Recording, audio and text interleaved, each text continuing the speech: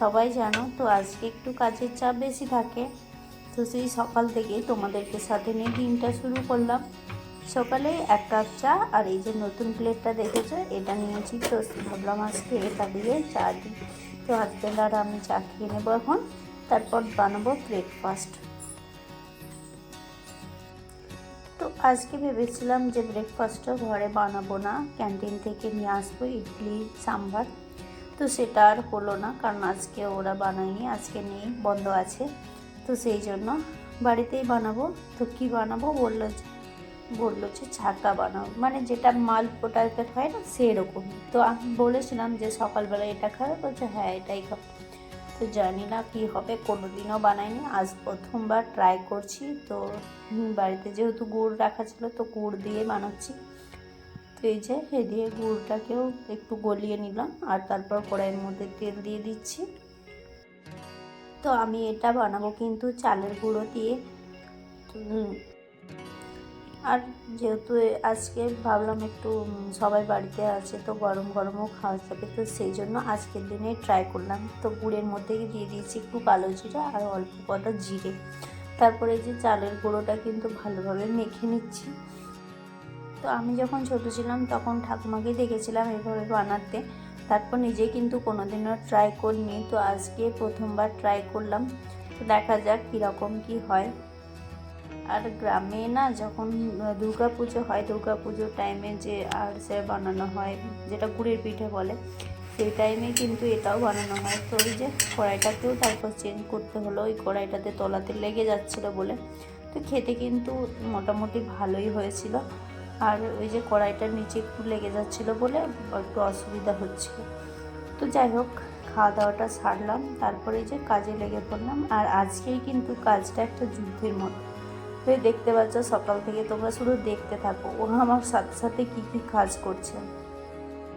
বুঝতেই পারছো তোমরা আমি কার কথা বলছি। ও কিন্তু আমি যেখানেই যাব, যে কাজটা করব, ও আমার সাথে সাথে যাবে আর আমার কাজ করবে। এতক্ষণ ওই বেডশিটটা নিয়ে টানাটানি করছিল, তারপরেই দেখো চলে এসছে ক্যামেরার সামনে। অন্যদিন কী হয়, ও এই টাইমটাতে তো থাকে না, এই টাইমটাতে আমি অনেকটাই কাজ গুছিয়ে নিতে পারি। তারপর তো সারাদিন ওর সাথে যুদ্ধ চলতেই থাকে। যাদের ছোটো বাচ্চা আছে বাড়িতে এরকম একটা, তারা কিন্তু নিশ্চয়ই জানে যে কতটা দুষ্টু হয় এরা। তো আজকে ওকে সাথে নিয়ে কিন্তু কাজও করছি আর ওর সাথে যুদ্ধও করছি, আর কথাও বলছি, গল্প করছি, খেলছি, সব কিছুই করছি। আর তারপরে যে বেডসটা গুছিয়ে নিয়ে তারপর যে টুকিটাকি জিনিসগুলো বাইরে পড়ে আছে সেগুলো গুছাতে চলে আসলাম। তো এগুলো আজকে গুছিয়েও কোনো লাভ নেই, একটু পরেই সেম টু সেম হয়ে যাবে। আমি পিছন ঘুরে অন্য রুমে যাব, তখন কি দেখবো এই রুমের অবস্থা সেই একই রকম হয়ে আছে। তাও এর মধ্যে কিছুটা গুছিয়ে নিলাম, যতটা পরিষ্কার রাখা যায় গোছানো যায়। তারপর তো চলতেই থাকবে, গোছাবো আবার হবে, তাই না? আর আজকে যেহেতু সানডে, তো একটু দেরিতে ঘুম থেকে ওঠা হয়েছিল, 7টার পরেই উঠেছি। তারপরও পড়াশোনা ওকে একটু পড়তে বসিয়েছিলাম, একটু বেশি টাইম ধরেই পড়াই যেহেতু আজকে বাড়িতে থাকে। তো খাওয়া দাওয়া করার পর ওকে পড়তেও বসিয়েছিলাম কিছুক্ষণ, তারপরে কাজ করছি আর ও আমার সাথে সাথে ঘুরছে। এত কাজের চাপের মধ্যেও কিন্তু আমি কোনো কাজটা বাদ দিই না, প্রতিটি কাজই প্রতিদিন যেমন একঘেয়েমি লাগবে কাজগুলো, কিন্তু একঘেয়েমি কাজগুলোই কিন্তু আমরা খুব ভালোবেসে করতে থাকি। শুধু আমি না, প্রতিটি হাউস ওয়াইফই করে। যাদের আবার দুটো বাচ্চা আছে তারা দুটো বাচ্চা সামলেও ঘরের সমস্ত কাজ করে। কিন্তু কি বলতো, যাদের একটা আছে তাদের একটা নিয়েই বেশি মনে হয়, আর যারা দুটো আছে তারা দুটো নিয়েও করতে পারে। তো আমার তো এটাকে নিয়েই মনে হয় অনেকটা চাপের হয়ে যায়। তবুও কিন্তু প্রতিটি কাজ গুছিয়ে করার চেষ্টা করি, যতটা পারি ঘরকে গুছিয়ে রাখার। তারপর চলে আসলাম এদিকে রুমটা, এদিকে রুমের জামা কাপড়গুলো যে 2-4টে আছে সেগুলো গুছিয়ে নিচ্ছি, আর বাকিগুলো ভেজা ছিল কালকে শুকোয়নি, তো সেগুলো বাইরে মেলে দিয়ে আসলাম। আর আজকে কিন্তু এখনও জামা কাপড় কাচতে পারিনি, সব ভেজানো আছে, বালতিতে ভিজিয়ে রেখেছি। ভাবলাম একবারে যখন স্নান করব তখন কেচে নেব, কারণ এখন আর জামা কাপড় কাচতে গেলে অনেকটাই লেট হয়ে যাবে রান্নাবান্না করতে। তো এই যে এই কাজগুলো না করলে আর চলবে না, তো সেগুলোই করে নিচ্ছি। আর প্রতিটি দিন দেখবে সকাল থেকে যদি একটু সুন্দরভাবে গুছিয়ে গুছিয়ে করা যায় না, তাহলে বিকেলের দিকে কিন্তু কাজগুলো দেখবে অনেকটা কম হয়ে যায়।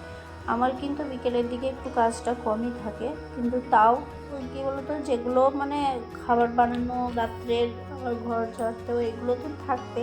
তো তাও নিজেকে একটু বিকেলটা একটু ফ্রি রাখার চেষ্টা করি, নিজের মনটা একটু ফ্রি করার দরকার আছে, নিজেকে সময় দেওয়া। সবসময় কাজ কাজ করলেও চলবে না। তো সেই জন্য বিকেলে কিন্তু সেরকমভাবে কাজ আমি করি না, যা আবার শুরু হয় সন্ধ্যের পর থেকে। আর আজকে কিন্তু একটু একটু রোদ উঠেছে, তো সকালবেলাতেও ঘুম থেকে উঠেই আমি বাইরেটা পুরো পরিষ্কার করে নিয়েছিলাম ঝাড় দিয়ে। তো এখন এই যে উপরটাই পরিষ্কার করে নিলাম, আর তারপর ঘরটাকে খুব সুন্দরভাবে মুছে নেব।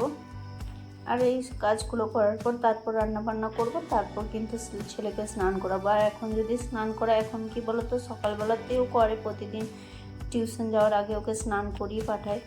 তো আজকে আর এখন করাবো না, ও যেহেতু খেলা করবে, ধুলো বালি নিয়েও খেলতে পারে বাইরে বেরোলে, তো সেই জন্য একটু পরেই করাবো, একবারে আমি করার আগে ওকে করাবো। আর হাজব্যান্ড এদিকে গেছে কিন্তু মাছ আনতে, তো আজকে জিজ্ঞাসা করছিল কি রান্না করবো, তো বললাম যে মাছ নিয়ে আসো।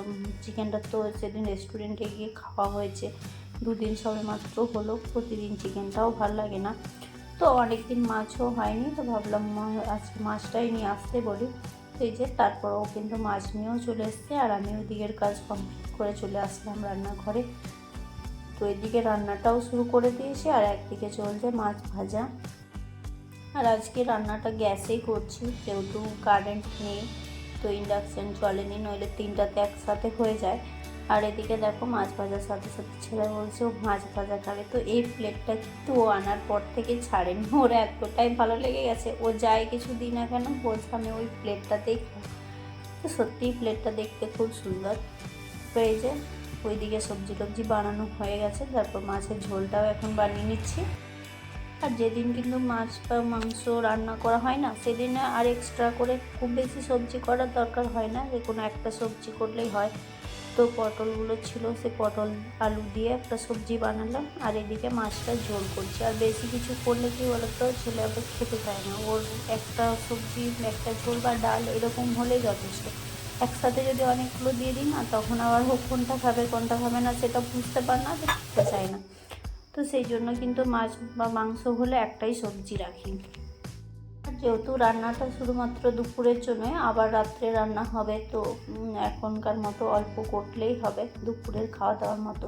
তো অনেকেই দেখেছি শুধু মাংস বা শুধু মাছের সব দিয়ে খায়, তো আমরা সেটাও খেতে পারি না, আর বেশি কিছুও ভালো লাগে না। আর আরও যদি এক্সট্রা করে সবজি করি, সেটাতেও তো অনেকটা টাইম লাগবে, তাই না? আর রবিবার অনেক তো বুঝতেই পারছো। তো সেটার জন্য বিশেষ করে একটু হালকার মধ্যে যদি সারা যায়। আর সকাল থেকে তো দেখলে কাজ করতে করতে অনেক লেটও হয়ে যায়। আর এরকমভাবে যদি তুমি প্রতিদিন কাজ করো না, তাহলে তোমার কি বলো তো, কাজ একঘেয়েমি লাগবে ঠিকই, কিন্তু যখন পরিষ্কার পরিচ্ছন্ন থাকবে না, তখন কিন্তু খুব ভালোও লাগবে। তো বেশি করে একসাথে কাজ করি না, অল্প অল্প করেই করি, এটা তো প্রতিদিনই বলি। আর এই জন্য কিন্তু কী বলতো, সব কিছু ম্যানেজও করতে পারি টাইমের মধ্যে। আজকের কাজকর্মগুলো কিন্তু এরকমভাবেই যুদ্ধ করতে করতে করে নিলাম, হাঁসের ছেলেকে সাথে নিয়ে। তো আজকের মতো টাটা, বাই বাই, সবাই ভালো থেকো, সুস্থ থেকো, আশা করছি ভালো লেগে